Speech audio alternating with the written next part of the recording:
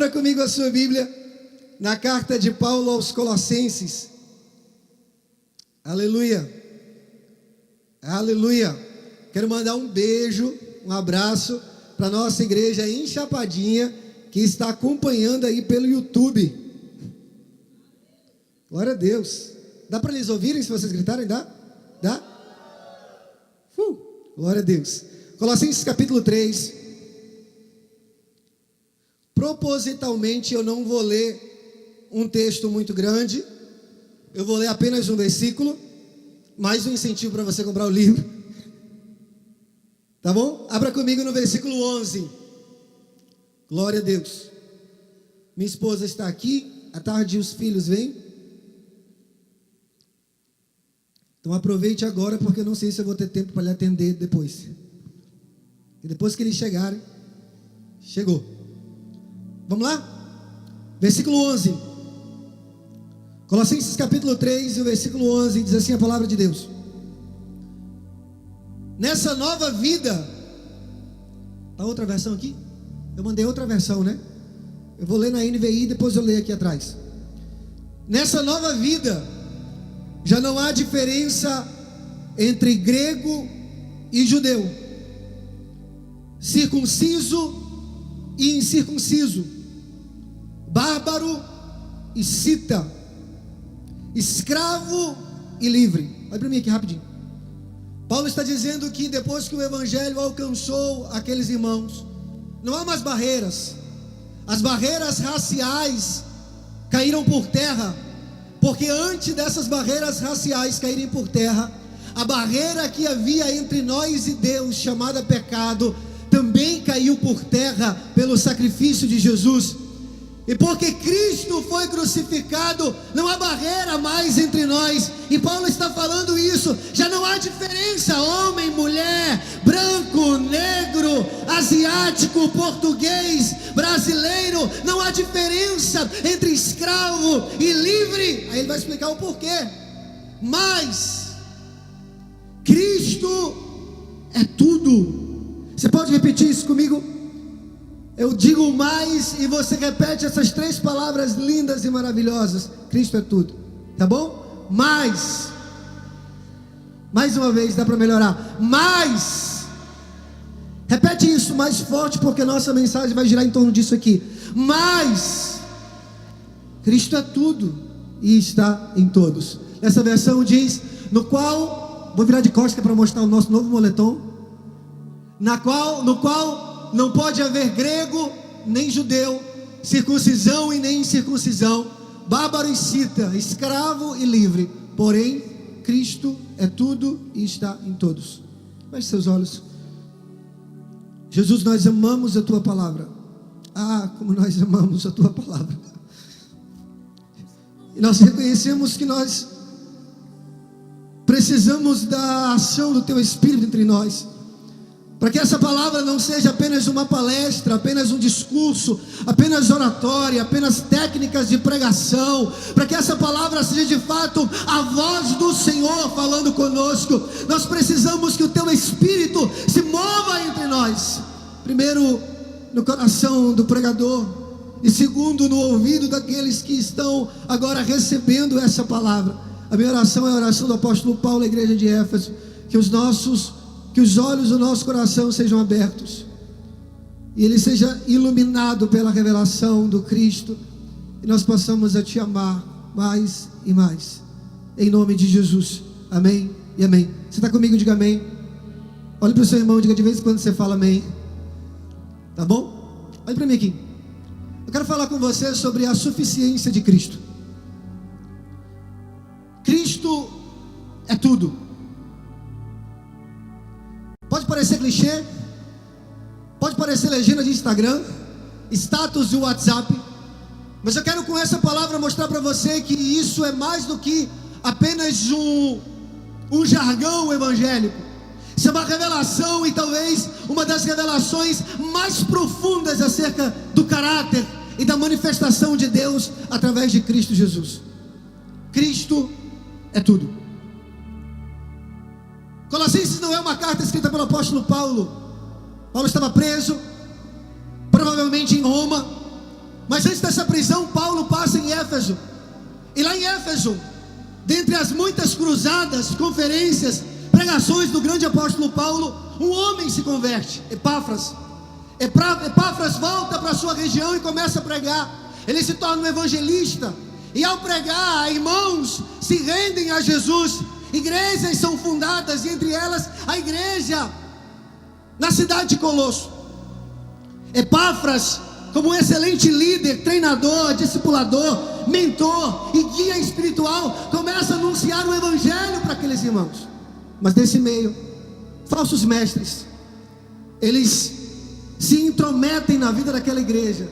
E agora essa igreja foi assolada por uma heresia, e talvez uma das mais avassaladoras e mais destruidoras na história do Novo Testamento. Daqui a pouco eu falo um pouquinho sobre ela. Paulo está preso, e acontece de Epáfras ir até a cela do apóstolo Paulo, sabe, em uma conversa natural e informal, de falar para aquele grande líder sobre como estava a igreja, que por causa da pregação de Paulo, por causa do evangelho de Paulo, que havia ferido o coração daquele homem, e aquela igreja havia nascido, agora havia um grande problema, um caos estava instalado.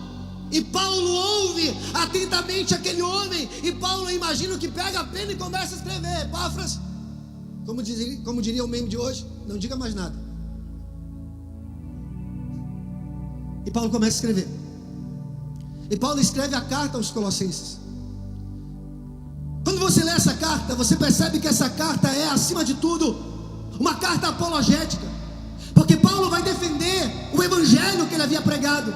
Paulo vai defender o Cristo que ele havia anunciado. Paulo vai defender o Deus que ele havia apresentado. Então essa é a intenção do apóstolo Paulo.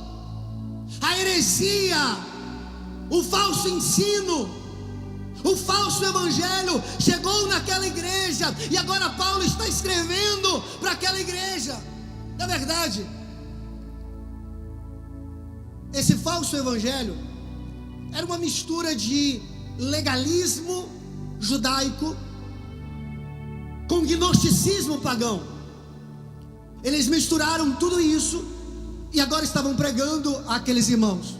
Então havia Epáfras com seus discípulos como pregadores genuínos do evangelho, mas no meio daquela igreja, falsos mestres, falsos crentes, falsos evangelistas, falsos pregadores estavam ensinando algo totalmente contrário ao evangelho que Paulo havia ensinado para aquele homem.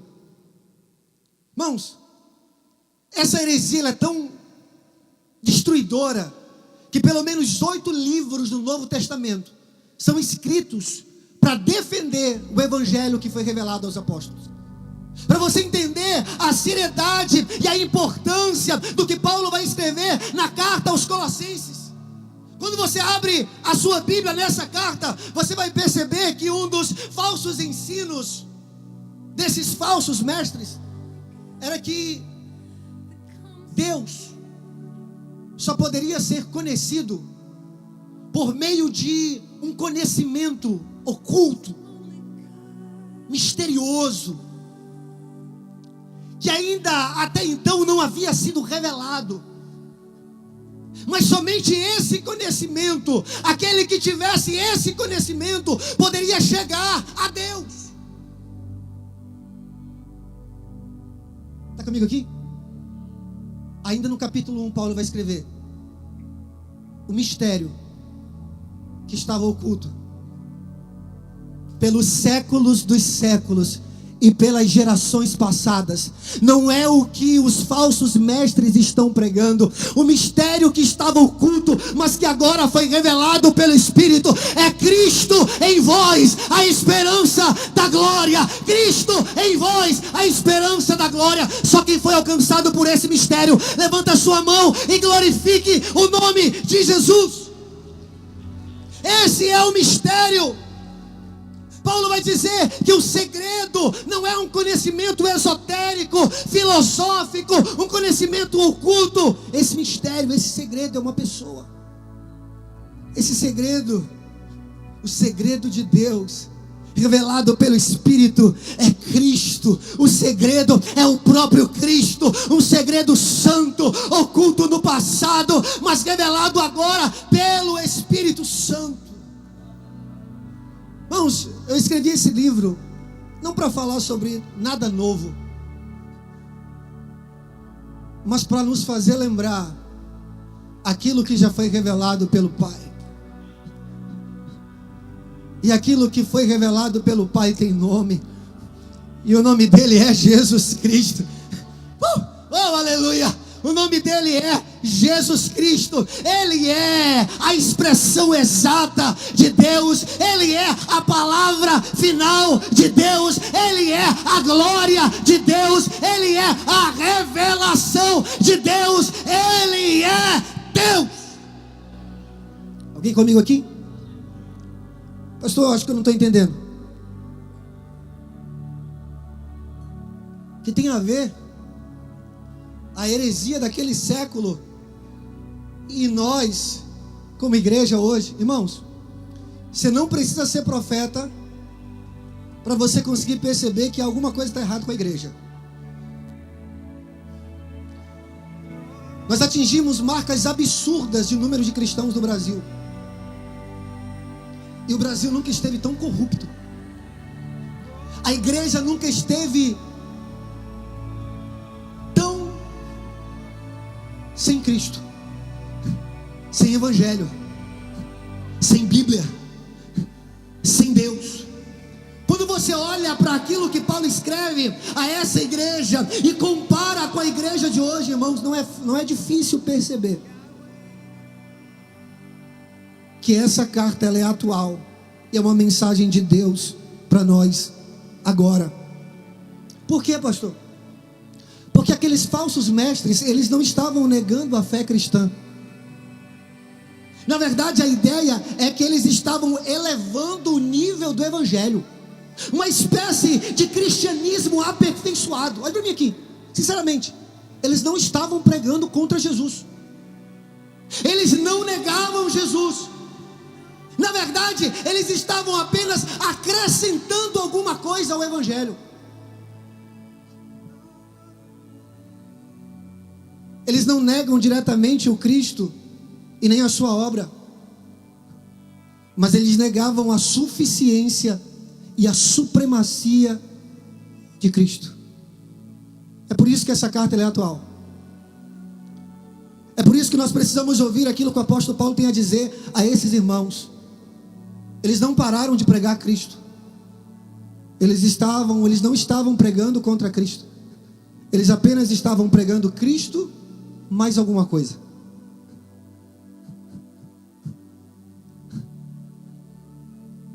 Eles não estavam negando que Cristo era Deus, mas na cabeça daqueles falsos mestres, Cristo apenas não era suficiente. Cristo apenas não era supremo em todas as coisas. Em outras palavras, nós cremos em Cristo, mas Moisés precisa completar a obra que Cristo não terminou.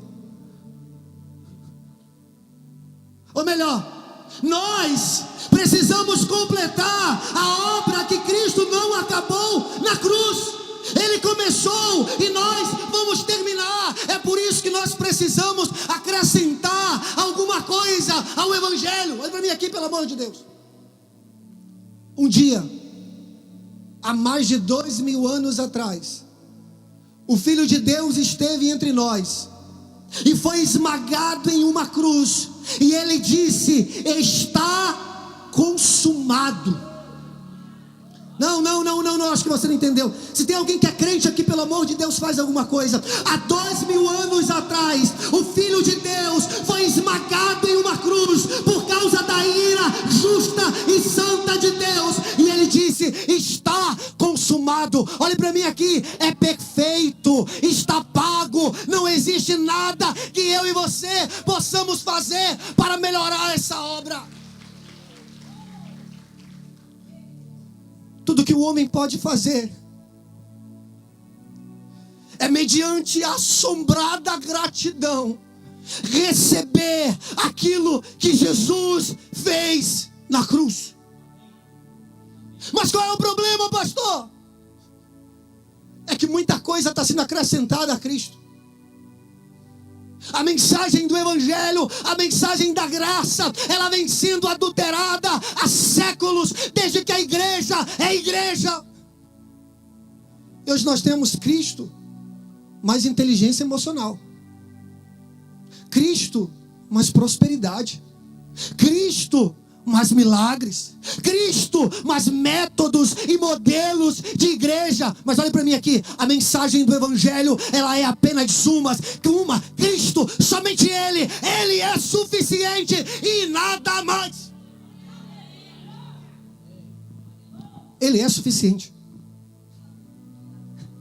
Você consegue imaginar a pregação desses irmãos? Ou desses falsos irmãos? Nós cremos em Jesus. Mas tem algo maravilhoso que nós podemos acrescentar. Vocês são bem-vindos à família de Jesus, desde que vocês obedeçam à lei de Moisés. Irmãos, como se alguém pudesse acrescentar alguma coisa à graça de Deus. Como se alguém pudesse acrescentar alguma coisa ao Evangelho. É impossível. É impossível. Irmãos, existe uma teologia por aí chamada de hipergraça. Eu não concordo nem com o título e nem com a teologia. Por quê, pastor? Hiper fala de algo grande, exagerado. A graça já é grande, a graça já é exagerada, a graça já é hiper. Então, abaixo. Qual é o problema, pastor? Olha para mim aqui, pelo amor de Deus. Qual é o problema, pastor? A raiz do problema é muito mais sério do que nós imaginamos. Por quê, pastor? Porque a raiz do problema é que as pessoas estão entediadas com a pessoa mais bela do cosmos. Irmãos, nós estamos tentando atrair para dentro das igrejas, usando métodos, estratégias, meios. Irmãos, eu não sou contra a inovação, eu não sou contra a criatividade, eu não sou contra você ser inteligente para pregar, mas o problema é que as pessoas estão tentando atrair as pessoas com alguma coisa que não é Deus, como se Deus precisasse de alguma coisa para atrair as pessoas. O problema, a raiz do problema é que as pessoas estão entediadas com Deus. E por causa disso, nós temos que oferecer Cristo e mais alguma coisa. Os irmãos da conferência estão por aí, cadê? Escute. Legal trazer os irmãos de fora, vai ser benção. Estava aqui, a gente viu os meninos ministrarem, foi poderoso. Conheço o Ryan, com certeza vai trazer uma palavra maravilhosa. Mas quando alguém perguntar por que eu devo ir para essa conferência, não é o Ryan, não é o Júnior e a Sara.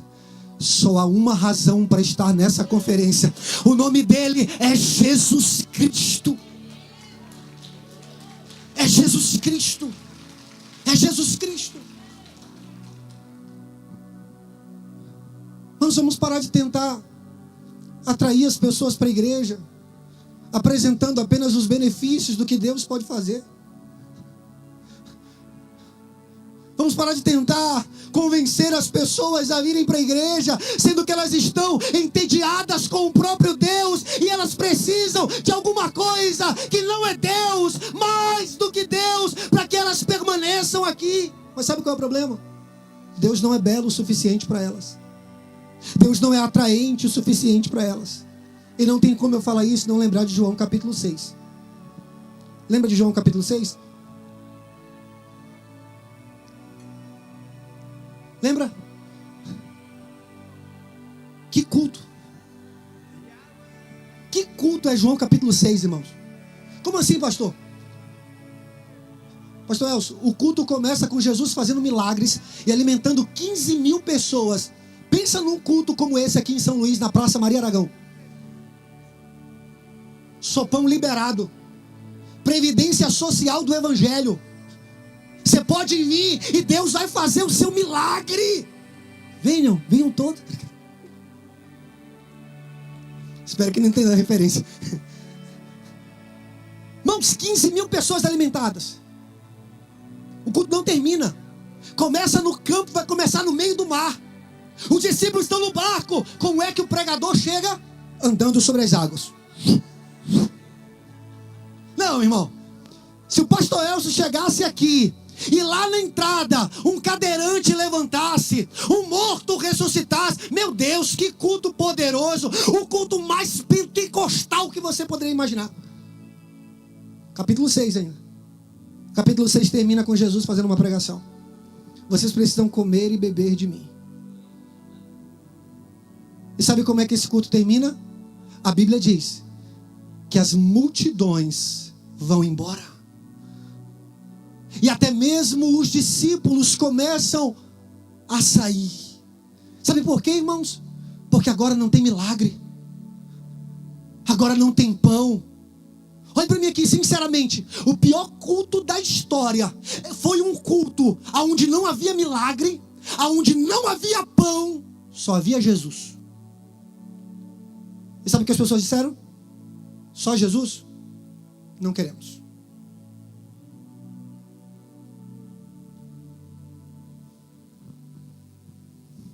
Só Jesus? Não queremos. E eles começam a ir embora. Irmãos, o que mais me chama a atenção aqui é o seguinte: Jesus não impede as pessoas de irem embora. Na verdade, ele incentiva. Vocês não querem ir também? Por quê, pastor? Porque Jesus prefere ver você abandoná-lo.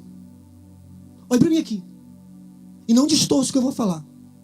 Jesus prefere ver você abandoná-lo do que permitir que você fique apenas por aquilo que ele pode fazer e não por quem ele é. Pode ir embora. Ruim de pregar na igreja dos outros, que a gente fala umas coisas que a gente não falaria, né? O senhor não falaria isso aqui. Então deixa eu terceirizar o trabalho. Pode ir embora. Levanta da sua cadeira e vai embora. Se só Jesus não é suficiente para você, olha para mim aqui, o evangelho não tem nada para você maior que Jesus, melhor que Jesus, mais poderoso que Jesus. O evangelho é Jesus. Ou ele é tudo, ou ele não será nada. Tá falando, calma. Vai dar certo no final.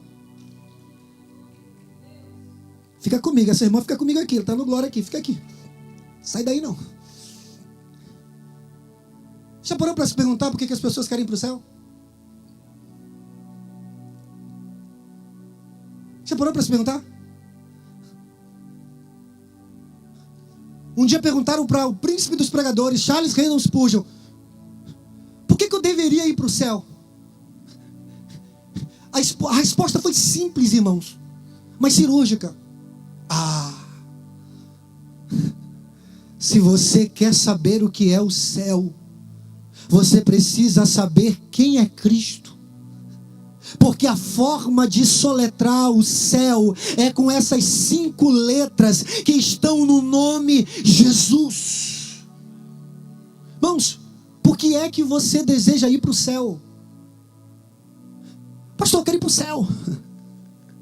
Irmãos, o que é que tem na sua cabeça em achar que você vai suportar uma eternidade onde o centro é Jesus e você não consegue suportar 2 horas em um culto onde o centro é Jesus? O que tem na sua cabeça é imaginar que você vai adorar Jesus pela eternidade e você não consegue separar pelo menos 30 minutos do seu dia para fazer isso hoje? O que é que tem na sua cabeça em imaginar que você vai amar o céu, sendo que o céu é Cristo, se você não o ama aqui hoje e agora?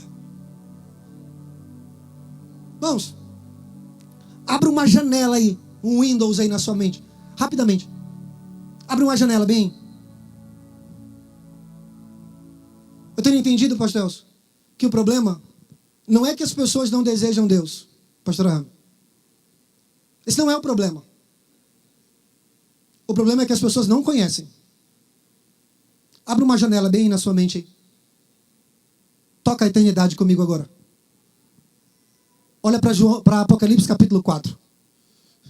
Veja a visão de João do céu. João está olhando o céu e de repente 4 criaturas chamam a atenção dele. Cobertas por olhos, por dentro e por fora. pela frente e por trás. E essas criaturas olham dentro da sala do trono para o próprio Deus e declaram: Santo, Santo. Alguém para me ajudar aqui, pelo amor de Deus?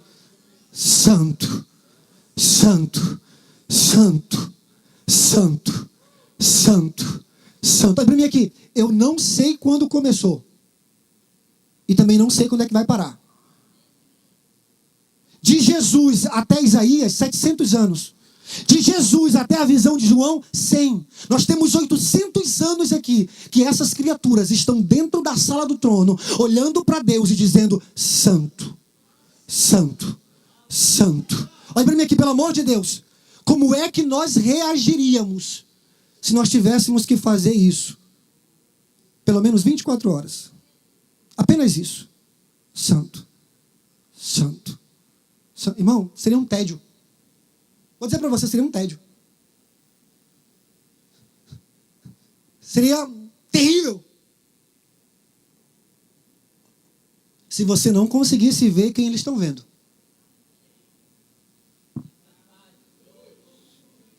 Por quê, pastor? Irmãos, eternidade após eternidade, cantando a mesma música, sem enjoar, nada me faz crer que eles estão repetindo uma canção.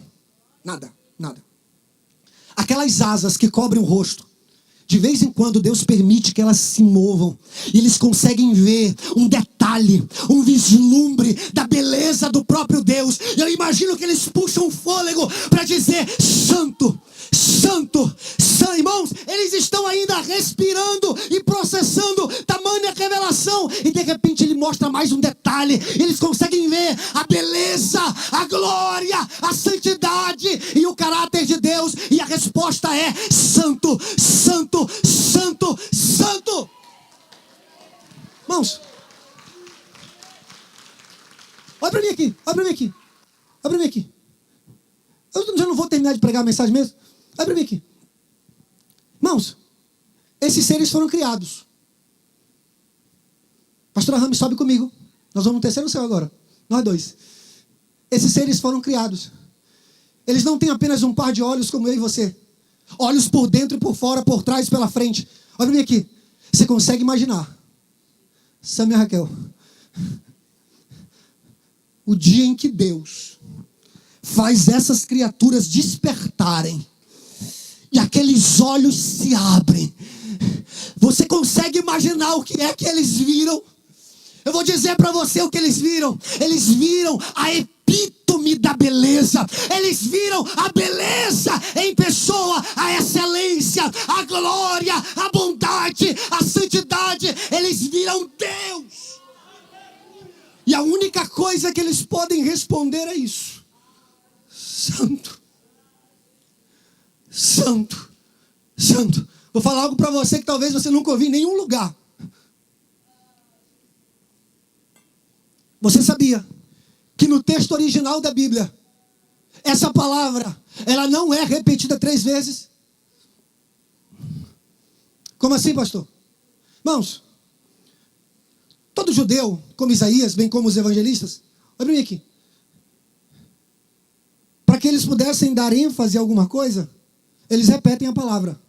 Imagine Mateus ouvindo Jesus pregar: nem todo aquele que me diz Senhor, Senhor, entrará no reino dos céus. Jesus não disse Senhor, Senhor. Mateus está ouvindo Jesus pregar e Jesus falando assim: ei, vocês, nem todos que me dizem Senhor. Opa, ênfase, Senhor, Senhor. Aqui o profeta, bem como o apóstolo, porque isso só se repete 2 vezes, em Isaías 6, em Apocalipse 4, repete 3 vezes. Não é apenas uma ênfase, é um alto grau de ênfase.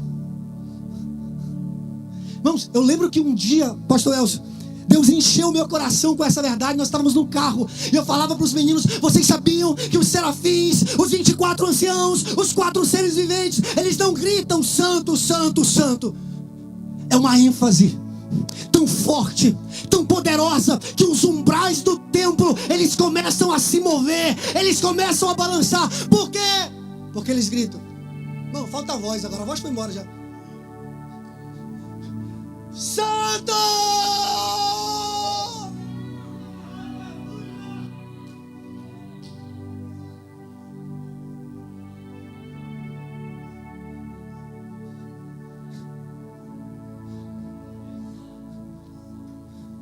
Só existe uma palavra para descrever isso: fascinação.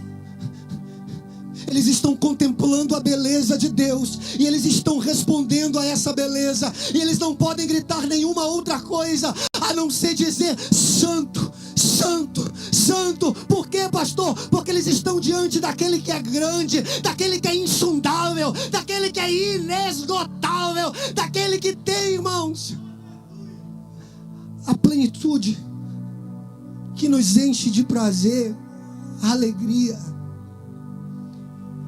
Irmãos, Cristo é muito mais belo do que nós imaginamos. E todos os nossos problemas, eles decorrem de nós não vermos essas belezas. Eu já abandonei já meu sermão. Olha para mim. Lembra quando a Bíblia diz que ninguém pode ver a Deus? Lembra? Lembra disso? Ninguém pode ver a Deus.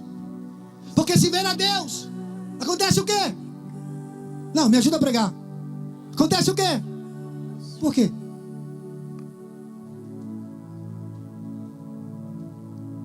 Quinze anos na igreja. Desde os 15, mais de 20. Sabe o que me ensinaram? Você é pecador. Pecador. E se você olhar para Deus, pecador, seu pecador, você vai morrer. Porque Ele é santo. A ira de Deus vai te consumir. Irmãos, isso é verdade. Apenas uma parte dela. Jonathan Edwards, um dos maiores pregadores puritanos da história da igreja, um dos maiores teólogos da história da igreja, explicando esse texto, pregando um dia, disse: nós não podemos olhar para Deus e permanecer vivos, não é por causa da sua justiça contra o pecado, nem da sua ira contra o homem pecador. É porque o ser humano nunca viu tanta beleza. Tanta beleza. E o dia em que ele vê tanta beleza revelada em um único Deus, ele não aguenta. Ele morre extasiado de prazer.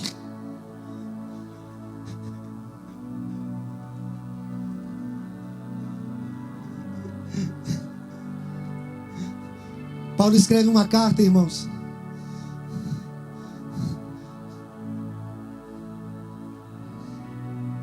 na esperança de reconduzir esses irmãos para o centro novamente. Quem é o centro, pastor? Cristo. Essa é a carta mais profunda do apóstolo Paulo. Esse é o maior tratado cristológico do Novo Testamento. Paulo fala aqui da pessoa de Cristo e da sua obra mais do que qualquer outro lugar do Novo Testamento. Você abre Colossenses e você percebe uma coisa: é Cristo, Cristo, Cristo, Cristo, Cristo, Cristo, Cristo, é Cristo e nada mais. Por quê, pastor? Porque na cabeça do apóstolo Paulo, defender a fé não é apenas combater os falsos ensinos. Defender a fé é revelar as belezas de Deus. É revelar a supremacia, a glória, o poder e as excelências de Cristo. E o que é que Paulo diz? Cristo é tudo. Quem é Cristo, pastor? Tudo. Vou falar igual o pastor, meu amigo, pastor Ribinha. Eu já subi derrotado aqui. Pobre. Como é que eu vou explicar que Ele é tudo? Mas acredite em mim. Eu sei que é difícil de você entender. Mas Ele é tudo o que você precisa.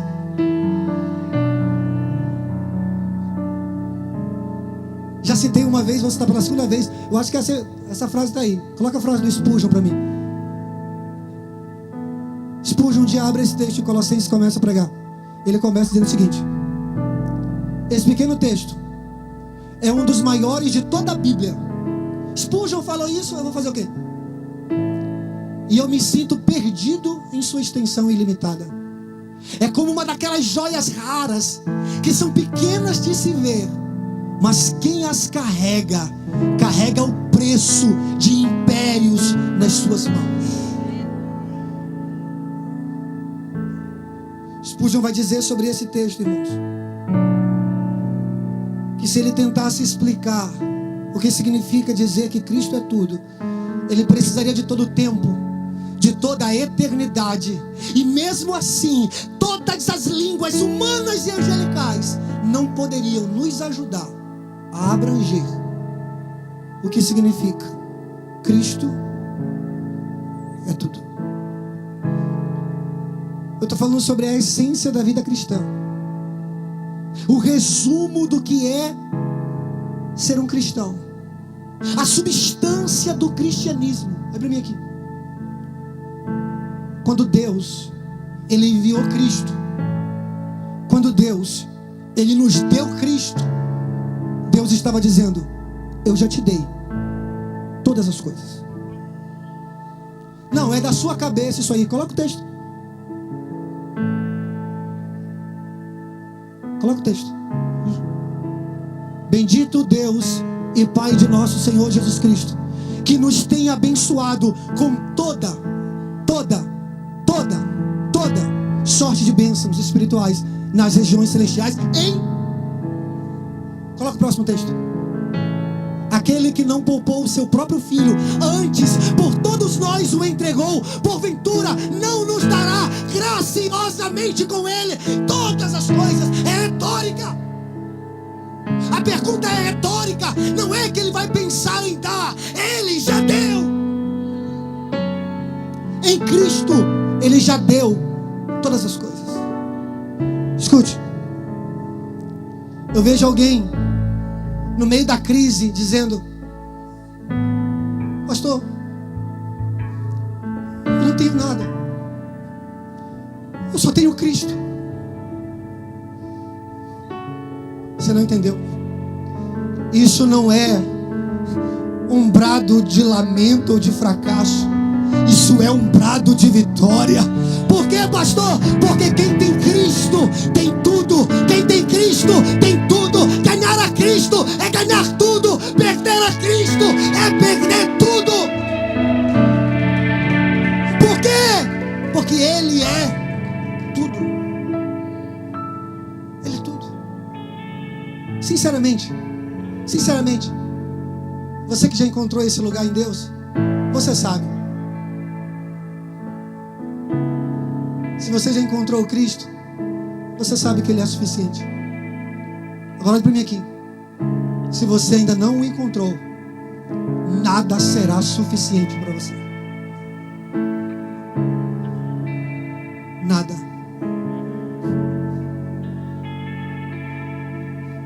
Para dizer que eu terminei de pregar, pelo menos para você não sair para casa com raiva de mim. Se você for olhar na língua portuguesa, a gramática de língua portuguesa, tudo significa o conjunto completo de algo. Totalidade. Quando Paulo disse que Cristo é tudo, Paulo está dizendo: Cristo é suficiente. Ele é suficiente. Pastor, eu vou responder suas perguntas agora. Pastor, mas por que o irmão tem um carro e eu estou andando a pé? Porque o irmão tem casa própria e eu estou morando de aluguel? Pastor, eu já encontrei Cristo. Ou melhor, Ele me encontrou. Olha para mim aqui. Quem tem Cristo e mais alguma coisa, não tem mais do que alguém que tem apenas Cristo.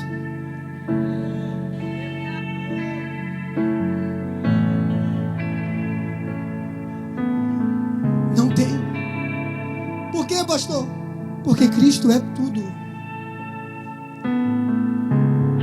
Cristo é tudo. Eu vou finalizar dizendo isso para você. Você não é um cristão. Olha para mim aqui. As coisas que o pastor Elcio não vai falar aqui, e eu vou terceirizar o serviço dele. Você não é um cristão se para você Cristo não é tudo.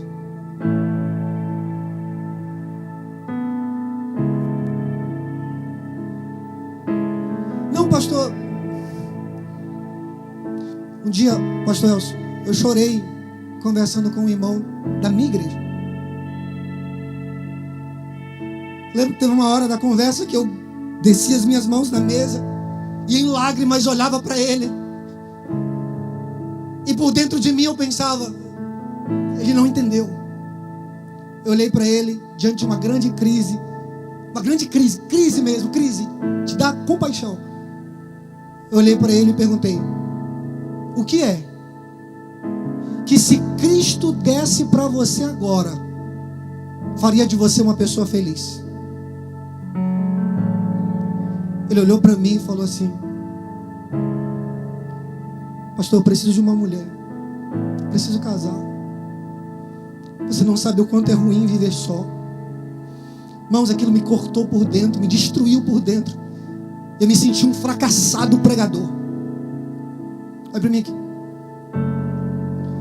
Eu entendi que aquele irmão não havia entendido.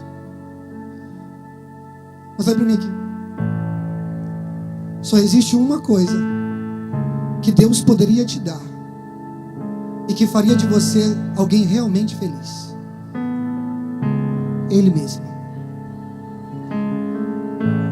E se Ele te der qualquer uma outra coisa e negar Ele mesmo, você estaria eternamente em falência.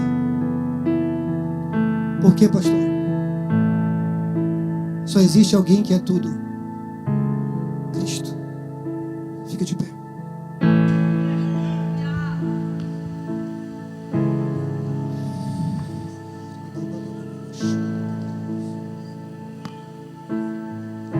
Ele é tudo.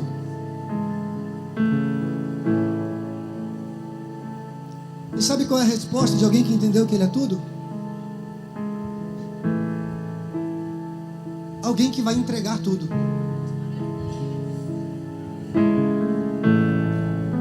Alguém que vai entregar tudo. E eu não estou falando de dízimos e ofertas. Olha para mim aqui. Vou finalizar. Um dia Jesus está conversando com as multidões e os religiosos armam mais uma das suas ciladas para apanhar Jesus. Irmãos, a pergunta é perfeita. Se você olhar a pergunta feita, é perfeita a pergunta. Jesus estava encrencado. Jesus, é lícito pagar imposto a César? Não tinha para onde Jesus correr. Não pagar, problema com os romanos.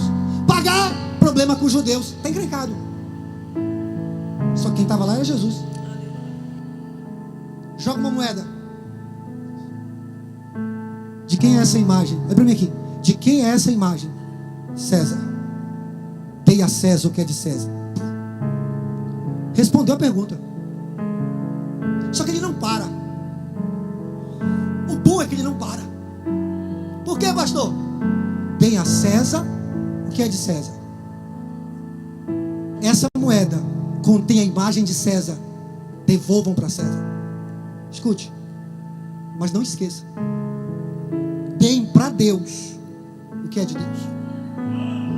Não, você não entendeu, tenho certeza disso. Olha para mim aqui.